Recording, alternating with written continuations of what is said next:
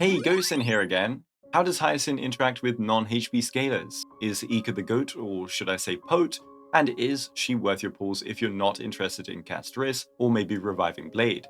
In my main guide, I talked about her synergy with Castorice, Blade, Feixiao, Acheron, and the Herta, but let's check out more specific details today. Make sure to check out my guide for stuff like builds, hit complexities, stat goals, and more, but today will be more of a review and an in-depth look at her upgrade and synergies as a sustain. The main star of the show will be Castorice, as Hyacine E0 is specifically designed to synergize with her. There could have been an extra synergy like allowing more Netherwing breaths, but what we got was a strong healer, mixed with a HP boost, mixed with sub DPS damage. And that's already a substantial upgrade over previous sustains. But you'll hear that from creators and then maybe wonder, how relevant is that? Well, how relevant is her healing? Using a well-built Gallagher and a well-built Hyacine, Hyacine's skill provides around 20% Newbud overall versus Gallagher's 9%. Her ult will provide around 25%, whilst Gallagher's only provides 12% as it caps out the per target Newbud generation for himself. He does, however, unleash an EBA each time, which brings it to 30%. Whilst it depends in power on the target count, ally attacks versus besotted enemies can further boost Gallagher's power, whilst Hyacine relies on either her turns, enemy turns, or Castorice's turns to generate more healing and more Newbud. For example, if an ally hits 4 or 5 besotted enemies, so an AoE attack, they will generate 12% Newbud for Gallagher. Hyacine, on the other hand, would rather the enemies hit the team to generate a similar amount through eco consumption and healing. However, Gallagher's healing falls off the fewer enemies on the field, but even versus 5 enemies, you may have no besotted in some cases, the enemies may respawn, maybe they're too fast, whereas Hyacine's healing isn't impacted. So in a 3-target scenario, Gallagher's Newbud generation drops. Tribbie's ult, follow-ups, Mem's attacks, RMC's ults, Castorice's skill. All of these things lose Newbud generation now. In one target, they drop even more significantly. Hyacine versus 5 enemies, 3 enemies, 1 enemy, nothing changes. The only considerable change is enemy attack frequency for those mini heals, but her skill still does the same healing. Her ult still does the same healing. Consistency is key, and not having to worry about any debuff uptime or enemy scenario is very, very liberating. But she doesn't just heal. She also increases the team's max HP by 30% plus a flat 600. Not to mention she brings little Ika into the team, who is another ally target with another lovely HP bar to consume. More HP on the team means Castorice's skills also bring more Newbud. It's not just heals we have to look into. Your average Castorice skill with Gallagher generates 25% Newbud. Hyacine E0S1 with After Rain Up brings Castorice's skill-based Newbud generation from 25% all the way up to 45%. This is considering the eco consumption plus healing from Castorice consuming allies' HP. Though if considering 5 besotted enemies, the subsequent healing boosts her skill's Newbud generation to 37% for Gallagher's side.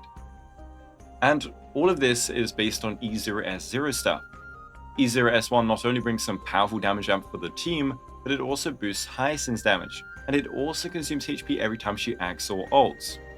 Now, every turn and ult, she will consume all allies' HP, which is more Newbud, but that will also activate Ika's healing. So that 20% and 25% Newbud from Hyacine's skill and ult from earlier, well, that can go up to about 30% and 35% respectively. So you have better and consistent Newbud generation. But the 30% HP plus a flat 600 is also there. We only considered it for Newbud, but it's about a 16% damage increase for Castorice versus not having the buff at all. If you use Tribbie, it buffs her damage too. If you pull Hyacine S1, you can add an 18% vulnerability, which is slightly diluted with Tribbie, but still baller. So her damage amp is good too, surely nothing else, right? But then comes the killer. Hyacine's damage output through the use of a warhead mounted onto our favorite little guy. Hyacine's damage is just astronomical for a sustain when she's at her peak, aka a 3 skill rotation with a universal AoE buffer. To compare her damage to Gallagher's would just be unfair. So in the scenario that both sustains generate equal Netherwings, Hyacine's benefits still make her much stronger, and in pure fiction it's not a competition anyway. With all that being said, Gallagher is still a perfectly fine sustain. but his peak requires min-maxing turns rather than just using Hyacine at 200 speed and going unga bunga. You probably legit ran him today with your Castorice, and you can see she still works amazingly. This is just how upgrades work, but his kit is still in the game. He was not deleted from the code, though maybe Ika will eat him. Anyway, Blade time. There's not much to say about Blade, but she is definitely a major bonus for Blade. Even at E0S0, the max HP buff is still great, especially since he can't stack HP as well as Castorice, and that personal damage is going to beat out any other sustain by far. But the S1 just brings it all to another level. Let's sample a quick Cycle 0 rotation on Blade without Hyacine. You have Blade skill into EBA, into Sunday skill, Blade EBA. Then you have Blade EBA, Sunday skill, Blade EBA. There's also an ult around here, and a follow-up guaranteed. Well, imagine an E0S1 Hyacine now. You have 30% HP plus 600 on all these attacks. You have 18% vulnerability, you have per damage, but now you also have HP consumption every Hyacine skill and ultimate. So in Cycle 0, you have Hyacine skill into ult, and 2 more Hyacine skills, or even basics technically. That's 4 charges for Blade, guaranteeing pretty much at least 2 follow-up attacks. That's more AoE damage from him, and more energy, leading to more ults in enough actions. Though that is all there is to it. She's a sustain made for the HP meta unless you're named Mighty Hypercarry, and so she works perfectly with Blade. And with his upcoming 3.4 buffs, I cannot wait to revisit him in my Go Blade outfit. See you then, and subscribe if you don't want to miss it. But Hyacine being a HP based sustain with a HP buff doesn't mean she's locked to HP carries only. So onto Feixiao, Acheron, and the Herta. For these teams, we will no longer consider a skill rotation, but rather a skill basic rotation.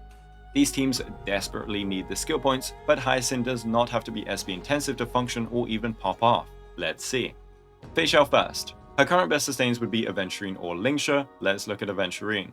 Considering a 134 speed Aventurine, in 2 cycles he will act 3 times, twice in the first, once in the second. If we want to be fair and allocate more speed subs into him, but still more than what Hyacine would need for 200 speed, we could get him 260, which would let him act 4 times. So he would basic 3 or 4 times and ult once. He would also follow up twice. So without considering enemy attacks, we're getting 6 to 7 attacks from Aventurine, or 3 to 3.5 Flying Aureus for an E0 Feixiao. In the first cycle specifically, we would get 2 basics, an ult, and 1 follow-up without enemies, to 2 Flying Aureus in the first cycle. A 200 speed Hyacine will act 3 times in the first cycle, and twice in the second cycle. She will skill ult, basic, skill ult in these 5 actions. This would result in 3 Hyacine attacks and 4 little Ika attacks, or 7 attacks total, so 3.5 Flying Aureus. If we consider she gets better ult uptime from being attacked or having an extra SP spare, this can go to 4 Flying Aureus. And in the first cycle specifically, this will be a skill ult basic or 5 attacks total to 2.5 Flying Aureus. By the way again, for those thinking she needs to be SP intensive, if she used skills here instead of basics, your Flying Aureus generation would drop like a sack of potatoes, and you'd overheal by millions whilst stealing Feixiao's skill points.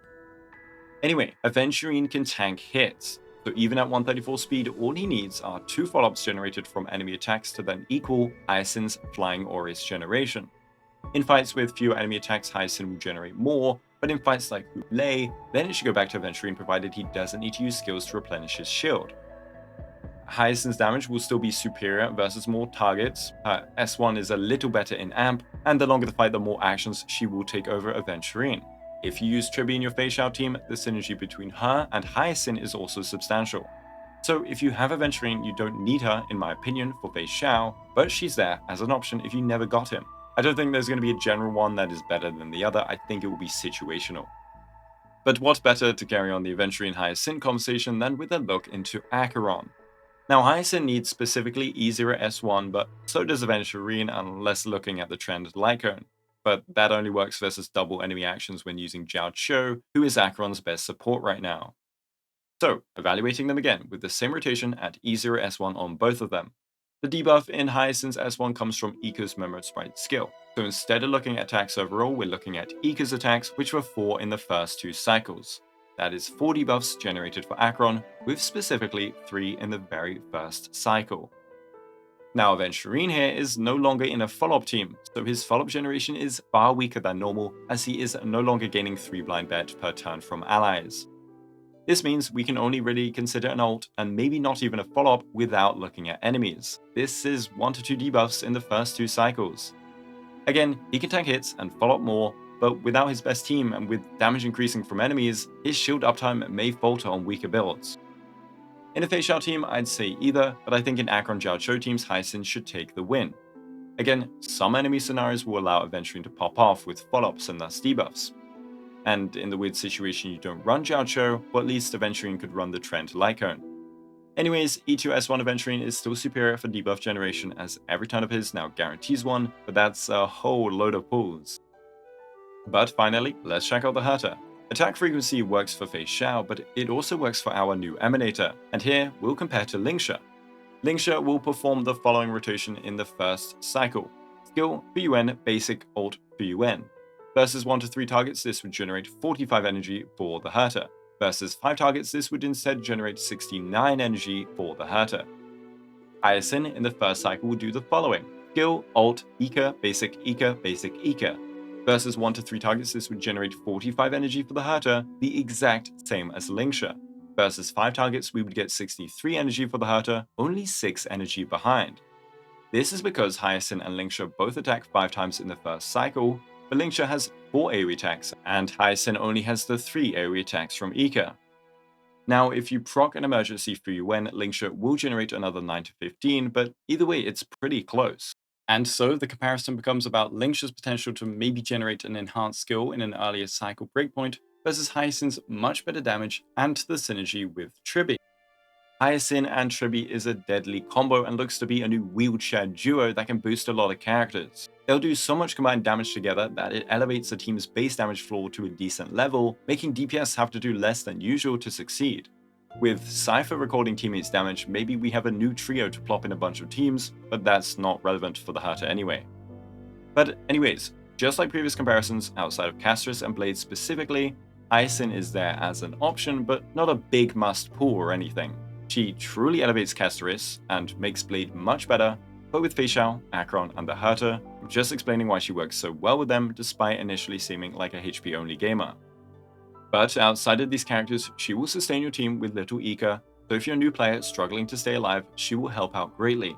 Skill or ult is there for emergencies, and little Ika will be healing every time you're attacked. She'll still bring some AoE damage regardless of SP usage, and any team where there's a Tribbie, you'll have a nice sub-DPS duo of supports. If the HP meta continues and we get more scalers that work with her, then you get even more potential from her, but that could also wait for a rerun. And she actually works well as a DPS, at least right now, because her numbers are great, but also because she can run 3 supports. Making a healer do damage means they can abuse a sustainless team, but all whilst being sustained themselves. So she's a pretty flexible healer overall. Like and subscribe if you want to see more in-depths into synergies and theory crafting, and thanks for watching. Thanks to my amazing YouTube members, and have a Guoba day.